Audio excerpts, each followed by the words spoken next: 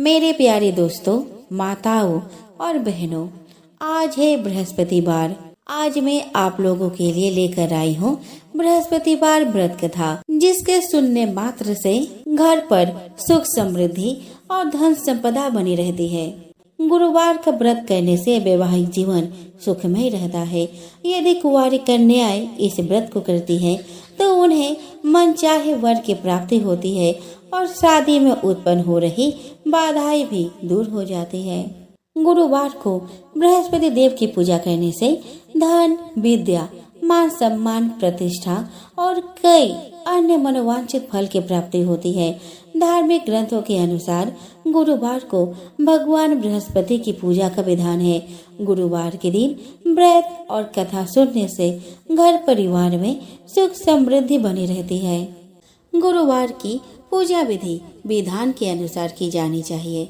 व्रत वाले दिन सुबह उठकर बृहस्पति देव का पूजन करना चाहिए। बृहस्पति देव का पूजन पीली वस्तुएं, पीले फूल, चने की दाल, मुनक्का, पीली मिठाई, पीले चावल और हल्दी चढ़ाकर किया जाता है। इस व्रत में केले के पेड़ का पूजा की जाती है। कथा और पूजन के समय मन, कर्म और वचन से शुद्ध होकर मनोकामना पूर्ति के लिए बृहस्पति देव से प्रार्थना करनी चाहिए।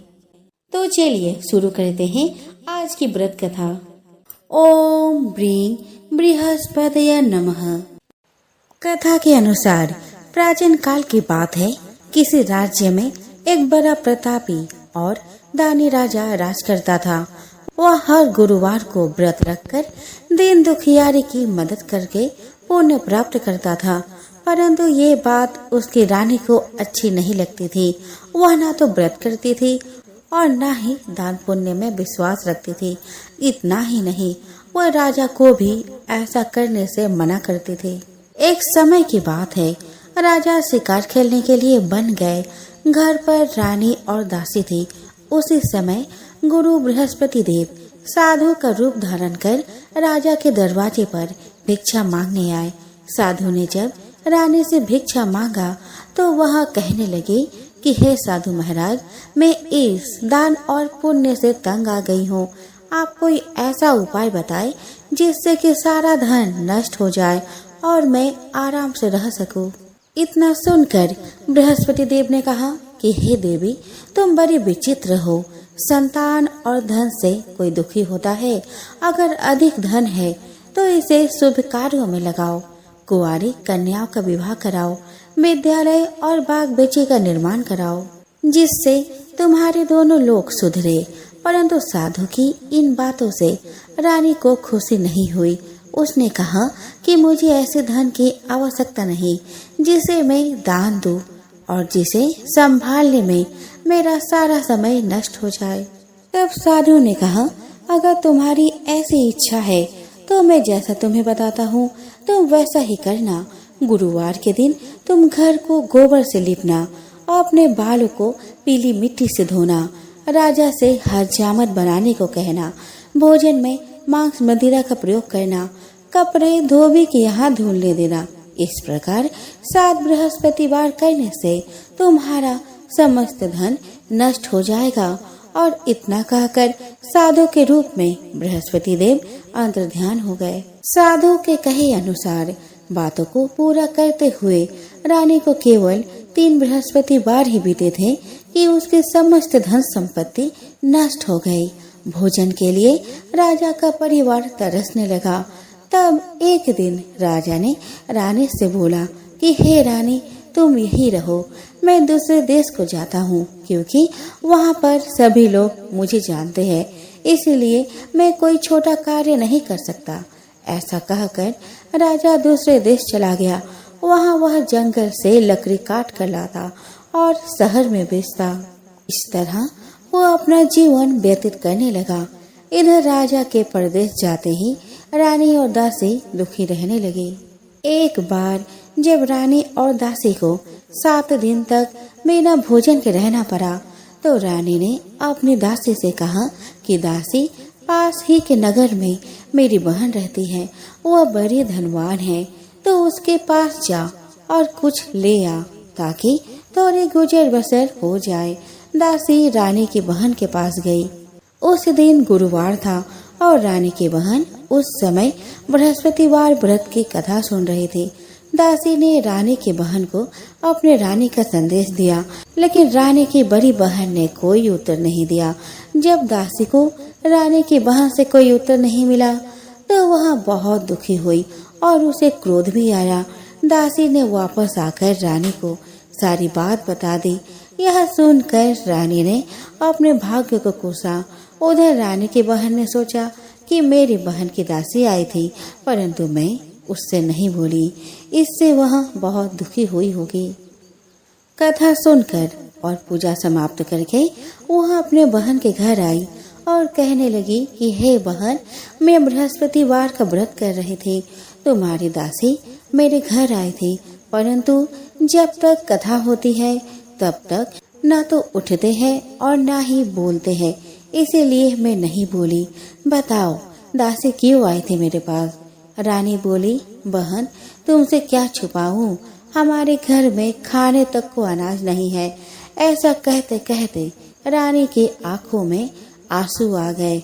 उसने दासी समेत पिछले 7 दिनों से भूखे रहने की पूरी बात अपने बहन को बता दी।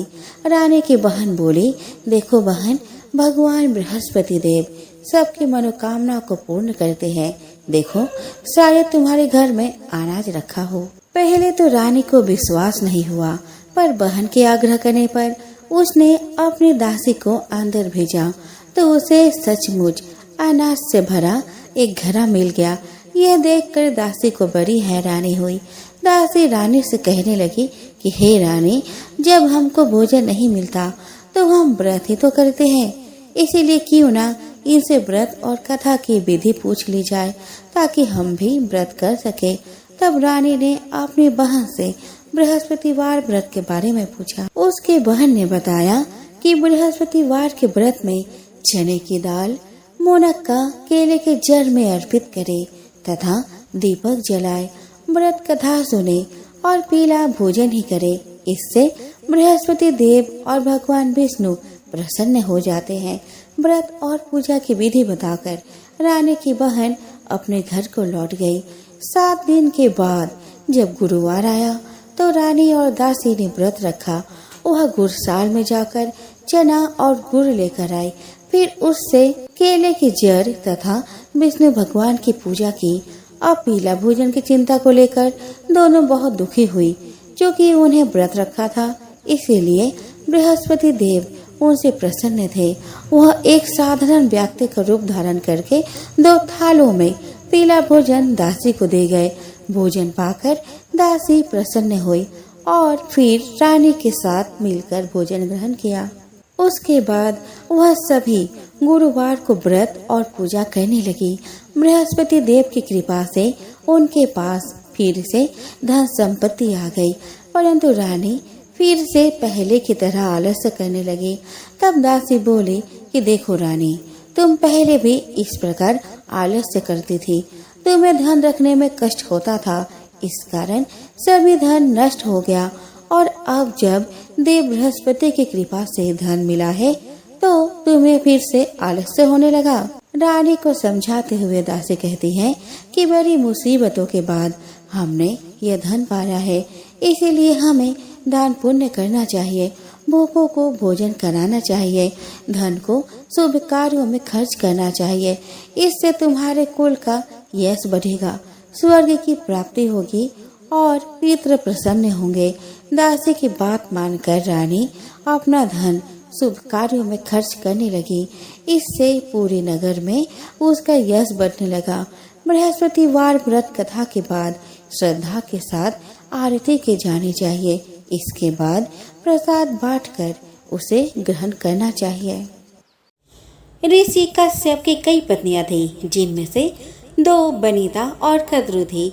ये दोनों ही बहनें थी जो एक दूसरे से ईर्ष्या रखती थी। दोनों के पुत्र नहीं थे, तो पति कश्यप ने दोनों को पुत्र के लिए एक वरदान दे दिया। बनीता ने 2 बलशाली पुत्र मांगे, जबकि कद्रु ने 1000 सर्प पुत्र रूप में मांगे, जो कि अंडे के रूप में जन्म लेने वाले थे। सर्प होने के कारण गरुड़ के 1000 बेटे अंडे से उत्पन्न हुए और अपने माँ के कहे अनुसार काम करने लगे। दोनों बहनों में शर्त लग गई थी कि जिसके पुत्र बलशाली होंगे, हारने वाले को उसकी दासता स्वीकार करनी होगी। इधर सर्प ने जो जन्म ले लिया था, लेकिन बनीता के अंडों से अभी कोई पुत्र नहीं निकला था।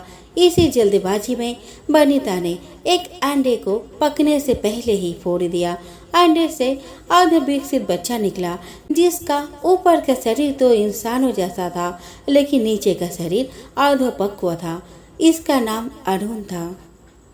अरुण ने अपनी माँ से कहा कि पिता के कहने के बाद भी आपने धैर्य खो दिया और मेरे शरीर का विस्तार नहीं होने दिया। इसीलिए मैं आपको श्राप देता हूँ कि आपको अपना जीवन एक सेवक के तौर पर बिताना होगा। अगर दूसरे अंडे में से निकला उनका पुत्र उन्हें इस श्राप से मुक्त ना करवा सका, तो वह आजीवन दासी बन के रहेगी। भय से विनीता ने दूसरा अंडा नहीं फोड़ा और पुत्र के श्राप देने के कारण शर्त हार गई और अपनी छोटी बहन की दासी बनकर रहने लगी। बहुत लंबे काल के बाद दूसरा अंडा फूटा और उसमें से विशालकाय गरुड़ निकला, जिसका मुख पक्षी की तरह और बाकी शरीर इंसानों की तरह था। हालांकि उनकी पसलियों से जुड़े उनके विशालकाय पंख भी थे। जब गरुड़ को यह पता चला कि उनकी माता तो उनकी ही बहन की दासी है और क्यों है यह भी पता चला, तो उन्होंने अपने मौसी और सर्पों से इस दासत्व से मुक्ति के लिए उन्होंने शर्त पूछी। सर्पों ने विनीता की दासता की मुक्ति के लिए अमृत मंथन से निकला अमृत मांगा। अमृत लेने के लिए गरुड़ स्वर्गलोक की तरफ तुरंत निकल पड़े। देवताओं ने अमृत की सुरक्षा के लिए 3 चरणों की सुरक्षा कर रखी थी।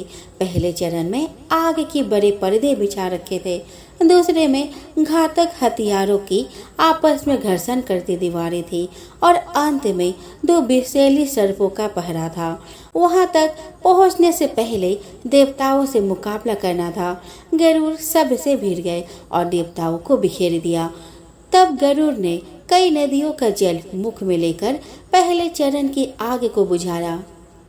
अगले पथ में गरुड़ ने अपना रूप इतना छोटा कर लिया कि कोई भी हथियार उनका कुछ ना बिगाड़ सका और सर्पों को अपने दोनों पंजों में पकड़कर उन्होंने अपने मुंह से अमृत कलश उठा लिया और धरती की ओर चल पड़े।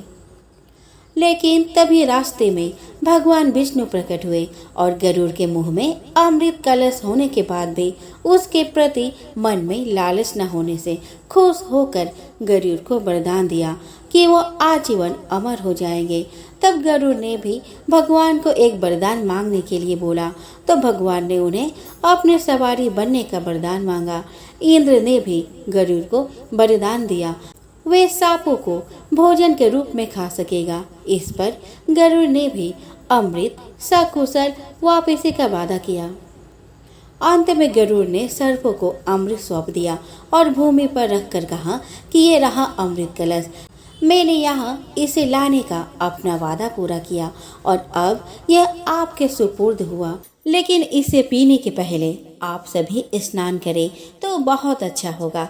जब वे सभी सर्प स्नान करने गए, तभी वहां अचानक से भगवान इंद्र पहुंचे और अमृत कलश को वापस ले गए।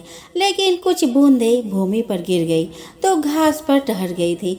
सर्प उन बूंदों पर झपट पड़े, लेकिन उनके हाथ कुछ ना लगा।